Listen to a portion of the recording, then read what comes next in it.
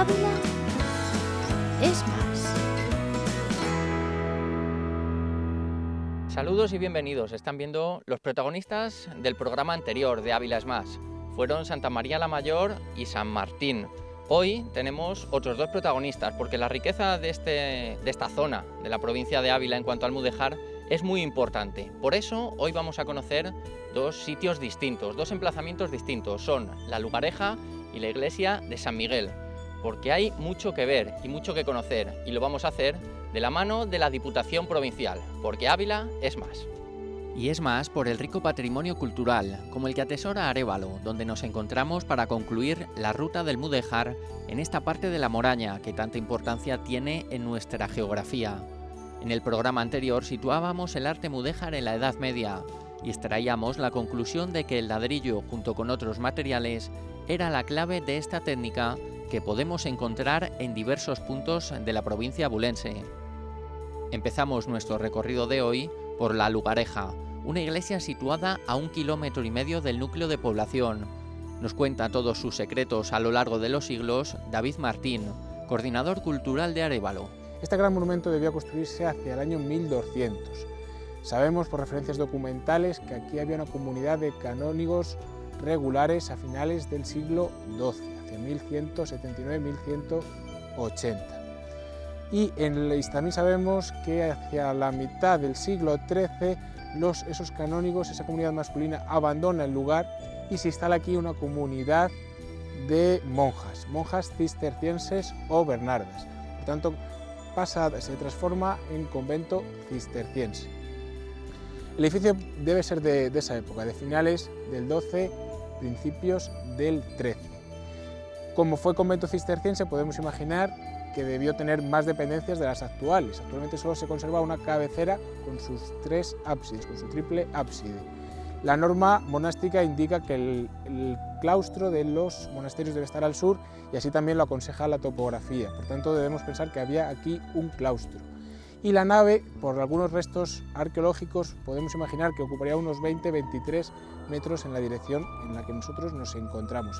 Habría 3 naves, una mayor y 3 menores y 2 laterales que complementarían esta gran cabecera. Por tanto, hemos dicho que ha sido monasterio masculino de canónigos regulares, ha sido monasterio del Cister, de las monjas bernardas, y así estuvo hasta el siglo XVI, hasta que Carlos V, en el año 1524, le cede a esta congregación, por mediación del alcalde Ronquillo, el Palacio Real que existía en el centro de Arévalo, en la actual Plaza del Real. Por tanto, las bernardas se trasladan a la Plaza del Real, a esas casas reales, y abandonan este conjunto, abandonan la Lugareja. No caen en total abandono el conjunto, afortunadamente, porque se convierte en parroquia. Se compra, por ejemplo, así lo sabemos por los documentos, una pila bautismal para las necesidades de esa nueva parroquia que surge aquí, para dar servicio a los fieles de esta zona, muy pocos fieles tendría este paraje del Lugarejo. Y así como parroquia, con diversas restauraciones, con algunos arreglos, así ha permanecido hasta 1911. En 1911 hay una organización parroquial y deja de ser parroquia. Desde esa época hasta la actualidad es ermita de la Lugareja, la ermita donde se venera la imagen de la Virgen de la Lugareja que veremos después en el interior. Ya sabemos su historia y también que el nombre de la iglesia se debe a la denominación del lugar donde está situada, el Lugarejo. ¿Qué más destacamos de esta parte del templo? Lo que tenemos que imaginar es que aquí habría una nave central y 2 laterales. Esos arcos apuntados serían los arranques de los arcos de las naves. Vemos un gran arco triunfal en el que la rosca interior tiene el doble de longitud que las 2 superiores, y vemos una ya de las facetas, iba a decir yo, de uno de los lados del gran cimborrio que veremos interiormente, y también por la parte de los ábsides, el gran cimborrio que existe sobre el presbiterio, sobre el crucero. Y los arcos doblados ciegos. Veremos muchos más en el ábside, pero debemos imaginar que esos arcos además estaban encalados, ciegos encalados, como los veíamos en Santa María hace solo una semana. Por eso había más bicromía aún entre el blanco de la cal y el rojo del ladrillo. Caminamos ahora a la parte posterior de la lugareja, donde encontramos más rasgos característicos del arte mudéjar. La cabecera de la lugareja es triple, tiene un ábside mayor central y dos laterales menores. Tiene una decoración muy similar a la de que vimos la semana pasada en Santa María, arcos doblados ciegos. Pero fíjense que ahora no hay tres niveles de arcos, hay un solo nivel, un gran arco muy esbelto que, como les decía anteriormente, estaría enyesado, sería ciego, porque estaría totalmente enyesado de blanco. Tenemos un potentísimo alero. Tiene, en primer lugar, un friso de esquinillas. Ya hemos comentado que el friso de esquinillas no es más que disponer el ladrillo en ángulo recto. Tiene después un friso de ladrillo en nacela, que el ladrillo dispuesto en nacela es aquel que nos muestra su canto en la parte superior liso, y en la parte inferior el canto es cóncavo, tiene un pequeño rehundimiento. Por encima del friso de nacela hay otro friso de esquinillas. Se está repitiendo mucho, ¿verdad? Yo por eso les insistía en la introducción al primer programa que los mudéjares realmente se las ingenian mucho para animar los muros, contando con un único material que es el ladrillo. Realmente hacen muchas formas geométricas. Mismas formas de trabajar, similares materiales, pero distintos resultados. Nuestras miradas se centran ahora en la parte superior. Algo que realmente es peculiar de la lugareja es ese enorme cimborrio. El cimborrio, como ya decíamos, en la parte de los pies tiene 7 arcos por cada lado, por cada costado 7 arcos, siendo el central siempre vano practicable, ventana para iluminar el interior. De nuevo, esos 7 arcos son doblados, son ciegos y están enmarcados por frisos, de nuevo, de esquinillas, tanto en la parte inferior como en la superior. Por encima de ese friso superior de esquinillas, además, hay otro friso en nacela. Una vez conocidos los detalles del exterior, las puertas de la lugareja se abren para nosotros. Un espacio abierto cada miércoles de 13 a 15 horas y que todos los que lo visitan señalan que es algo especial. Desde luego que es un lugar peculiar y muy especial. Decíamos al exterior que hay triple ábside, ábside central y colaterales. Esto se trasdosa al interior de esta manera, una gran capilla mayor y 2 pequeñas laterales. Decíamos que había un gran cimborrio. Ese cimborrio condiciona el interior porque necesita gruesos muros que lo sustenten. Y esos gruesos muros, el resultado que nos dan es que se aíslan las capillas colaterales de la central. El cimborrio está situado sobre tambor y ese tambor lo sustentan estos grandes arcos. El toral que da acceso al ábside es apuntado y continúa casi sin solución de continuidad. Digo casi porque hay unos ladrillos en nacela que están a modo de capiteles. Ese continúa hasta el solado. Y si continuamos mirando a la zona superior, encontramos más detalles curiosos. Fijémonos en el tambor, en la estructura que da paso a la cúpula.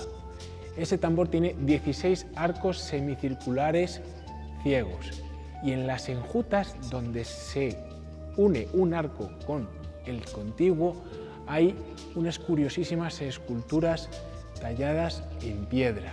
Son rosetas con caras animales o humanas. Destaca sobre todo una que tiene un rostro de facciones africanas y otra de un felino que nos enseña la lengua. Como ha señalado David, este edificio ha pasado por diferentes fases, por lo que ha cambiado mucho, al igual que los bienes que contenía. Con el paso de los siglos pues, ha ido perdiendo su arte mueble, todos los ornamentos que tenía. De lo poco que tenemos hoy en día es un retablo ya de época barroca, en la que está la titular de la actual ermita, la Virgen de la Lugareja, acompañado por relieves de San Bernardo y San Benito. En las capillas seguro que también estaban presentes diversas imágenes.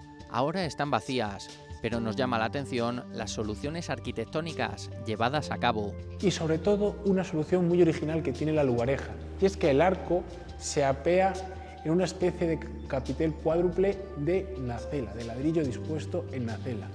Lo vemos en los 2 apeos del arco. Y en la otra capilla podemos comprender cómo eran estos espacios hace siglos. Este cerramiento puede ayudarnos a imaginar cómo serían realmente estos interiores o la iluminación de estos interiores en la Edad Media, en la época de su construcción. Siempre se tapaban o se cubrían con lajas de alabastro o materiales similares. Es obvio que no tenían los vidrios, los materiales que tenemos nosotros, y se las arreglaban para cerramiento de esos vanos con lajas de alabastro.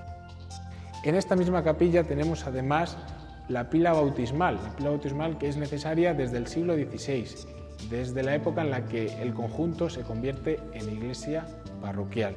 Tiene decoración gallonada helicoidal.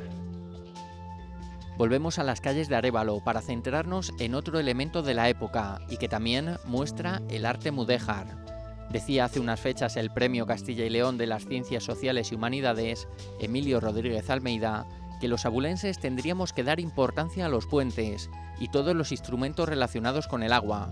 Pues bien, nosotros lo ponemos en práctica. Estamos ante el puente de Medina. En Arévalo hay 3 puentes mudéjars. Naturalmente, no todo el arte mudéjar, no toda la arquitectura mudéjar es religiosa. También tenemos estupendos puentes.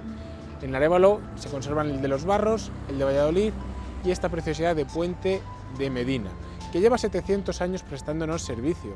Y es que ya en el siglo XIV es cuando se construye y ya empieza a funcionar. Tiene 3 grandes arcos apuntados, encuadrados en alfiz y decoración una vez más de ladrillo sobre esa piedra rajuela tan característica de Arévalo. Y tras destacar uno de los puentes, última parada, la iglesia de San Miguel. Efectivamente, estamos ante una de esas 11 que comentábamos al principio del programa, esas 11 iglesias que existen ya en 1250. San Miguel junto con San Martín eran las principales, las mayores, las que más tributos pagaban en el siglo XIII. De San Miguel destaca la portada norte, muy recoleta, entre 2 pilares, hay un par de arquivoltas en nacela, destacan los potentes contrafuertes de los pies y sobre todo que tiene un ábside liso, un ábside plano. Lo más normal son los ábsides semicirculares, salvo como es el caso de San Martín, que por una transformación posterior en el barroco tenemos testero plano. En el caso de la iglesia de San Miguel, ya desde la Edad Media es ábside plano. Lo estamos viendo donde podría haber un arranque de arco apuntado.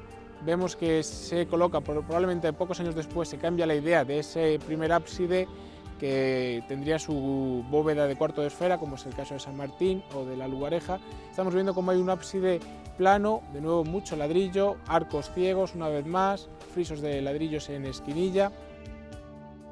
Tendría originalmente 2 torres.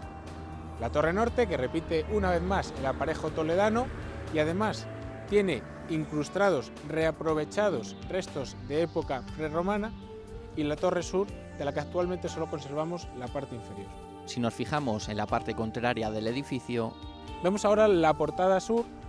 Es un poco difícil de ver por los árboles que nos tapan la visión, pero efectivamente detrás de este añadido posterior vemos como efectivamente hay esos frisos de esquinilla, una vez más, esa portada mudéjar. Y como digo, el pórtico que estamos viendo es posterior. hemos visto las características del exterior, pero si pasamos dentro... Aprovechamos que estamos en el templo, en la iglesia de San Miguel, para comentar un poquito, aunque no sea ya de época mudéjar, las transformaciones que sufre esta iglesia en el siglo XVI. Se abren 2 grandes vanos, 2 grandes arcos, sustentarán una nueva techumbre de madera, de la cual nada más que nos quedan las pechinas o las 5 o las 4 esquinas, y sobre todo se coloca un magnífico retablo. Tenemos la documentación de la contratación de ese retablo. Lo pintó Marcos de Pinilla en los años 1507-1509, y bueno, como estamos viendo, tiene 3 niveles. El primero sería el banco o predela, en él aparecen varios santos agrupados de 2 en 2, bajo arcos semicirculares. En un segundo nivel aparecen las historias de San Miguel Arcángel, y en el tercer nivel las historias de la pasión y muerte de Jesucristo. Ha sido un recorrido por el mudéjar de Arévalo, por los restos de aquellos pobladores de esta tierra que nos dejaron su arte impregnado en estos templos y en diversos rincones, algo que ahora podemos seguir contemplando. Hemos visto qué es el mudéjar, hemos visto su concepto, hemos visto las 4 iglesias más importantes mudéjares de Arévalo, vimos también brevemente el puente de Medina, Y para terminar podemos hacerlo junto a este arco del Alcocer, una de esas 5 puertas que tenía la muralla de Arévalo en la Edad Media. Hemos querido terminar este reportaje en este emplazamiento, junto a ella, junto a Isabel la Católica. Ella es protagonista normalmente en la televisión, ahora, y también en la vida en Arévalo. Nosotros hemos querido recordar su arte, sus iglesias, el mudéjar. Pueden venir a descubrirlo, les espera. La provincia de Ávila merece la pena, porque Ávila es más.